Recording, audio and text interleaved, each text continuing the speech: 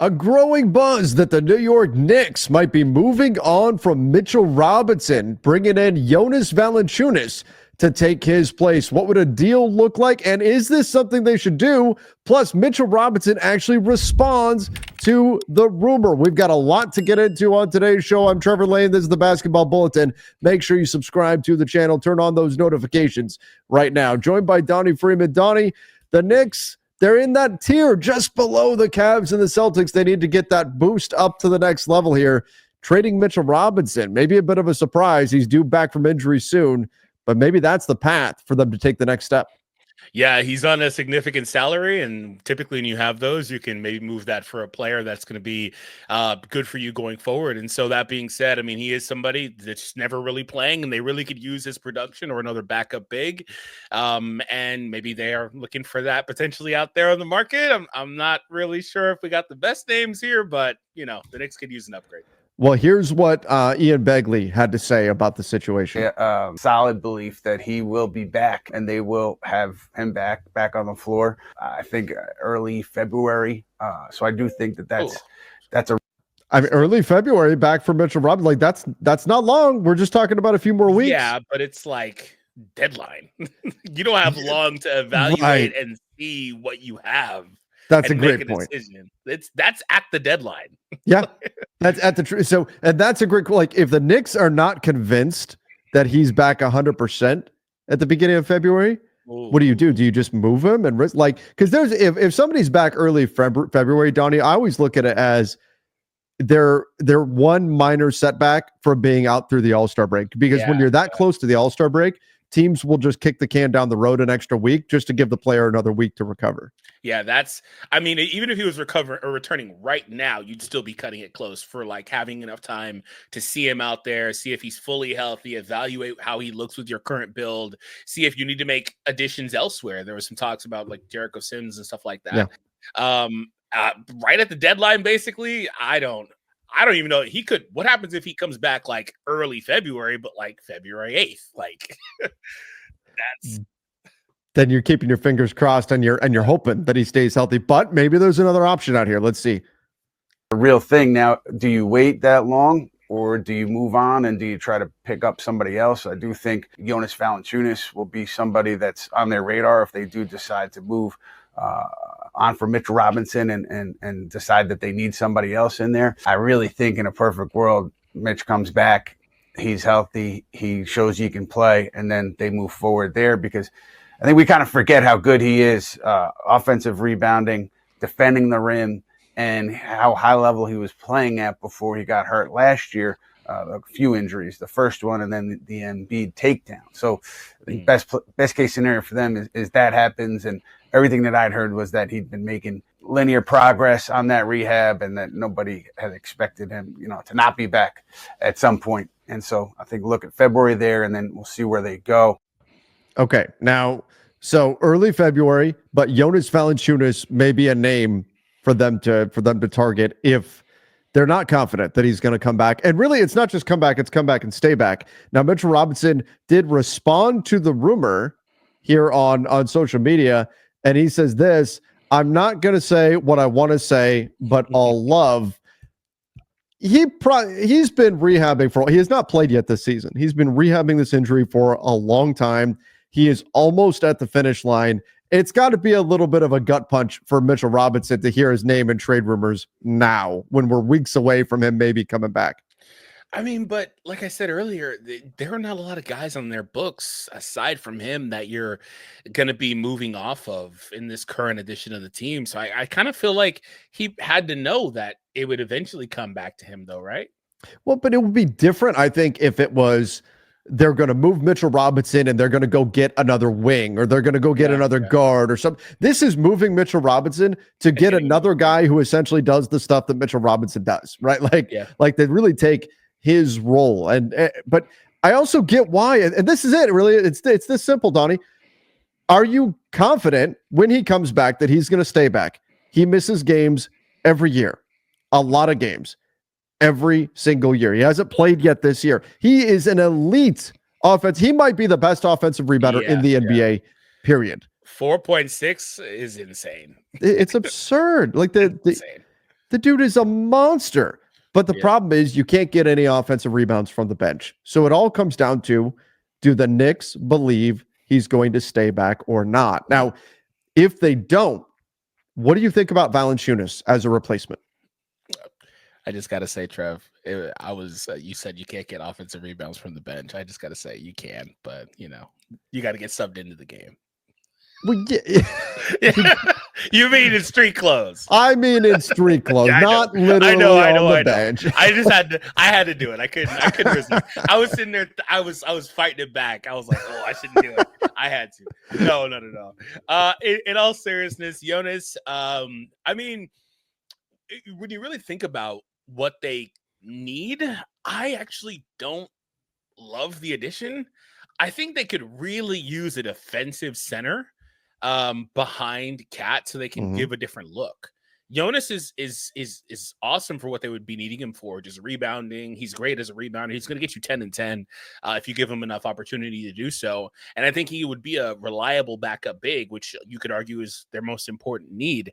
But my issue, I think Cat's been phenomenal. I actually do think he has. He's 25 and 14, being asked to do more, as basically the lone big on the team, playing significant minutes under Thibs, all that stuff. But I think they need to get a defensive big, maybe one that's a bit switchy or like a 4 or 5 type guy that they can plug out there, because Cat kind of gets barbecued in pick and rolls. He's not a great rim protector. I think that's what they probably could use. And Mitchell can at least give you the rim protection piece and extra opportunities. So I think I'd like a player of Mitchell's archetype, more than a player like Jonas, who is going to be basically struggling from the same defensive deficiencies as Cat, except probably worse. So yeah, no, that's fair. He's look, Valanciunas, you have to play drop coverage. You can't allow him to get one-on-one with a guard because he's going to get torched there. But I'll tell you what I do like about Jonas Valanciunas. Here's his numbers over on cleaning the glass. You look now, Mitchell Robinson is in the 99th percentile as an offensive rebounder. But Valanciunas is in the 86th percentile right now. He's good. He's a really good, if you're just looking to replicate Mitchell Robinson's rebounding, and that was the Knicks' superpower last year, was the rebounding. He might be your best available option to replicate what Mitchell Robinson could do on the glass. He does it a little bit different way. He's not as athletic. He's older too, 32 years old. Yeah, for Jonas. Mitchell Robinson, I believe, is 26, something like that. That actually matters a lot, I think, because Mitchell's more with this team's timeline, where a lot of their guys are 27, 28, maybe 29. Getting a early 30s guy that's already kind of showing signs, I think that's a little bit sketchy, but it's a good approximation, like you said, with the rebounding. So the big difference, though, there's a huge difference here.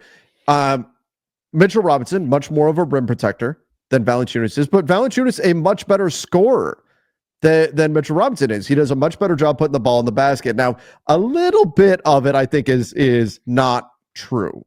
And this is what's not true. Here's what I think is fake, right? Jonas Valanciunas is putting up big numbers in terms of score, relative. He's only playing 20-ish minutes a night, and he's still putting up 12 points a game, which looks pretty good. But 88th percentile in usage as a big for the Wizards right now, that wouldn't persist with the Knicks. He's not getting that kind of usage with the Knicks. He's putting up numbers on a bad team. So he's probably a 10-point per game scorer. But nonetheless, he is still more of a threat than Mitchell Robinson is going to be on the offensive end. And that's a low bar to clear. Mitchell Robinson is pretty much, he gets his points by hitting the offensive glass, and that's going to be about it. You could actually give the ball to Jonas and ask him to find a shot. But here's the big difference. This would be why the Knicks would do the move. Last year, 82 games for Jonas, 79 games, 74 games. If you want somebody who can play behind Karl Anthony Towns and play 15 minutes a night, and that's the role that you're looking for, that more often than not, Jonas Valanciunas is going to be there, whereas Mitchell Robinson is probably not. And maybe that's it, Donnie. Maybe that's end of story. Jonas will be there. Mitchell Robinson, who knows if he will. And that's ball game for the Knicks. Yeah, I think that's fair. And I wonder if there's also some concern about, Cat and his health. Sure. He did injure his thumb. Yeah, over the last, looking at it now, 6 years, he's not been the most healthy. There's a couple shortened seasons in there, to be fair, but over his first 4 years, he missed like a handful of games total after playing 82 3 straight years, all of the games. So he's been dealing with injuries over the last handful of years here. And maybe there's some concern about that, because if he happens to miss any time, then you could be struggling with some stuff for Cat. So, yeah, I mean, if you get Jonas for that reason, you have a sure thing. That could be exactly what you need. I just think the ceiling is higher with Mitchell. Yeah. But like we've said before, the best ability is availability. And at the end of the day, if he's not available to play for you, then it is what it is. And the thing with Mitchell is you also can probably, just sadly anyway, probably pencil him in to have more injury issues down the line too, because that's been historically how it's been for him.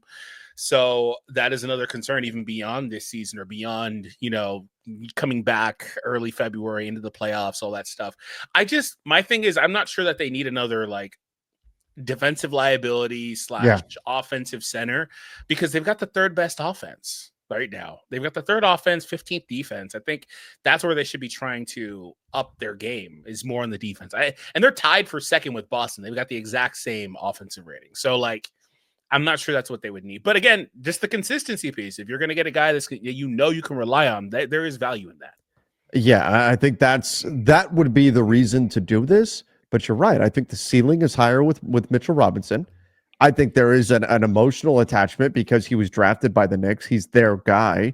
That's got to be part of this equation too. And I think it's fair to question, like, are you trying to find a like for like replacement for Mitchell Robinson? Because if you are, then while they're not exactly the same, they're very different. But at least on the boards, you are getting a similar player in Jonas Valanciunas. But should that even be the goal, or should the goal be to find somebody who's more of a rim protector, who's more of a defensive player? And maybe it doesn't have to be a big body player like a Valanciunas. Do you go get somebody else? I think that's where it gets interesting for the Knicks, when you really open things up and you say, well, you could find a similar player in Jonas, but if we're going to trade Mitchell Robinson anyway, what other possibilities could be out there? Are you willing to roll the dice on Robert Williams? That's probably even a bigger injury risk there. But what about Nick Richards if it has to be a big? What about some of the other guys who may be out there to target? That's where it gets interesting for the Knicks. Do you try to find a different skill set at that position? Is there any chance they get anybody that can come in and be a serviceable backup for cheaper than Mitch's contract? I like I said earlier, I know that they're also having potential talks about trading off Sims, maybe a minimum salary guy, a $5 million kind of guy, something like that. Maybe there's opportunity for them to do something like that. Say hypothetically, Mitchell comes back and looks all right.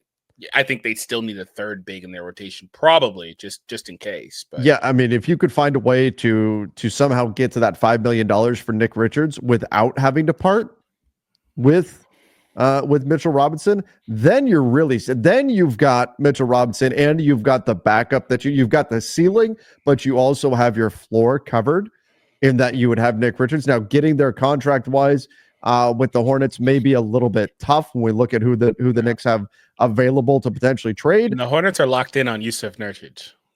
The Hornets love the Hornets are the only team in the NBA that loves Yusuf Nurkic. Now, that's the part that makes no sense on that trade. Yeah. Why would the Hornets want Yusuf Nurkic? Doesn't make any sense. Yeah, they're locked in. But imagine if you're the Knicks and you could do that, though. I think I like that better. If you could find a way to get to like a Nick Richards or that level of player that's just a solid, serviceable backup, then you can roll the dice on Mitchell Robinson's health and the upside that he brings. I do think he's better than Jonas Valanciunas if both guys are healthy. And then you also have your floor covered where if Robinson gets hurt, you've got Nick Richards there still, who is one of the better backup bigs, I think, in the NBA. Yeah, definitely something to consider for the Knicks going forward. I think that, the team is kind of top heavy, but that's mostly okay because Thibs is going to play these guys 42 minutes a night anyway. So if he could play them 49 minutes a night, he would find a way. I like how you said 49. Yeah, he's going to do it anyway. So, I mean, yeah, the team is performing well, as you see. Last 10, 5-5. They don't have the best record last time I saw against the best teams in the league, but they're winning the games they're supposed to win. Yeah, so this is Where the Knicks are at currently, I think they need to make. I think they're in a different tier. I think the Cavs and the Celtics are in their own tier, and the Knicks kind of exist in their own tier right below them. I think the they're Cavs better in their own tier, period, right now. Like, I think that is that fair to say? I don't You gotta think give so. you gotta give some respect to Boston because they're the defending champions, but they're 6 freaking games behind. It's off brand for me to give respect to Boston, but yes, I do think you're right. I think you have to. Here's why though. Here's why I don't put them in a different tier. The Cavs have the 8th most difficult schedule remaining in the NBA. Okay. I think they've already burned. Now they have plenty of easy games still left, but they've burned a lot of them. They're an Eastern Conference team, so they've got some easier games on the schedule. Although it has evened out compared to the beginning of the season. But look at Boston, 27th in strength of schedule remaining. They've got a super light schedule. So I think that this gap flip-flop pretty quickly. quickly. I think it's going to close. I don't think the Celtics are going to overtake the Cavs, but I think that gap is going to get a lot closer by the end of the season. Especially if they win those 2 more games against Cleveland, that's going to really close that gap. Yes, sir. So, okay, that makes sense. But I think the Knicks, they are in striking distance. They want to get themselves up to being with the Celtics and with the Cavs and go into the playoffs playing their best basketball. I do think that means they need a move or two, but I think the big thing they have to decide, do we trust that Mitchell Robinson's going to stay healthy? I think that is everything right now. Do they trust that he's going to come back and stay healthy? If the answer is no, then you got to find a move. You have to find some, whether it's Jonas Valanciunas or someone else. If the answer is yes, then great. You go in for that while trying to protect yourself with maybe a different big that's not Jericho Sims behind him. Yeah. And you've got to, the tricky thing about this all, once again, is that you've got to make that decision really soon here. Yeah. And if Mitch shows any sign of coming back after the deadline, like even if it's the next day or anything like that, I think you've got to pull the trigger on a trade. I think you just have to do it because you can't have that uncertainty. Even if you think he's coming back within a couple days or a week or whatever, you've got to get him out there or get him, replaced if possible, to get another guy out there. Here's a fun exercise. We talked about, the team trying to make their way into that upper echelon, that upper tier. What is the Knicks' playoff rotation as currently constructed?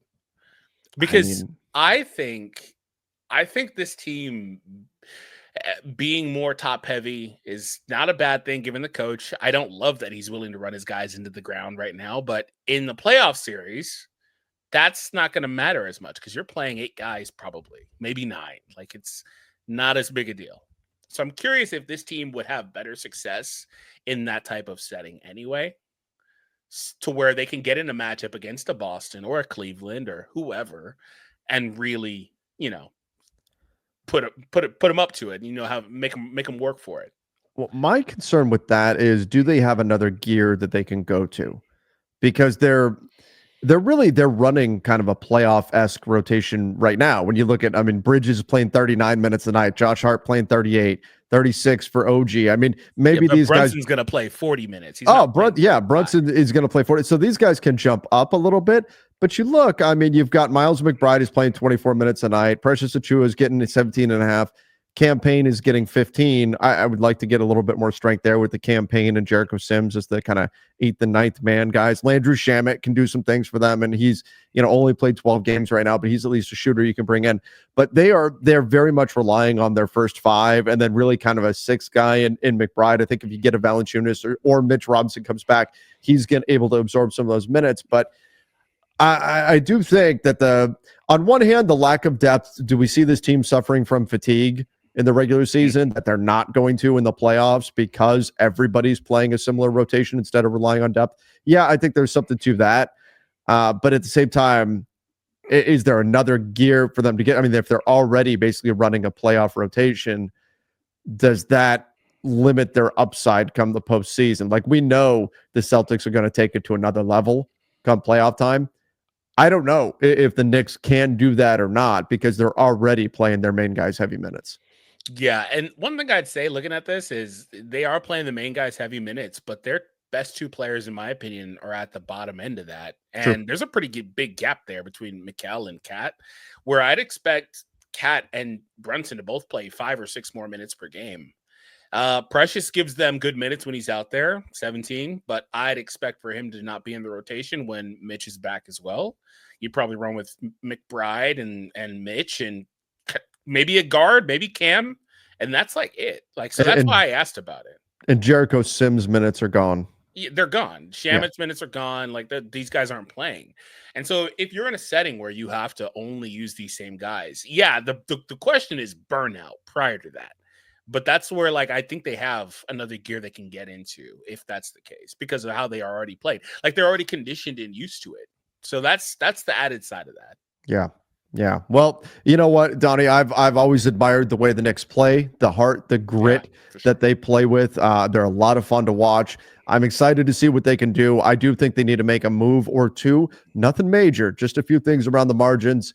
And we'll see if they can get that done by the February 6th trade deadline. But add them to the list of teams in the mix for Jonas Valanciunas would make some sense if they're not in on Mitchell Robinson. And again, Mitchell Robinson feels some kind of way about the sentiment that he could find himself moved just weeks before he's scheduled to return and make his season debut. We'll see ultimately what direction the Knicks go, but everybody let us know in the comment section down below what you think the Knicks should do. Should they do a swap? Might have to include some second round picks, but should they do a swap sending Mitchell Robinson over to the Washington Wizards in exchange for Jonas Valanciunas? Does that make sense for New York? Should they do it? And go check out our latest video about a change in strategy from the Miami Heat, now issuing a threat to Jimmy Butler. Oh boy, check that one out right now.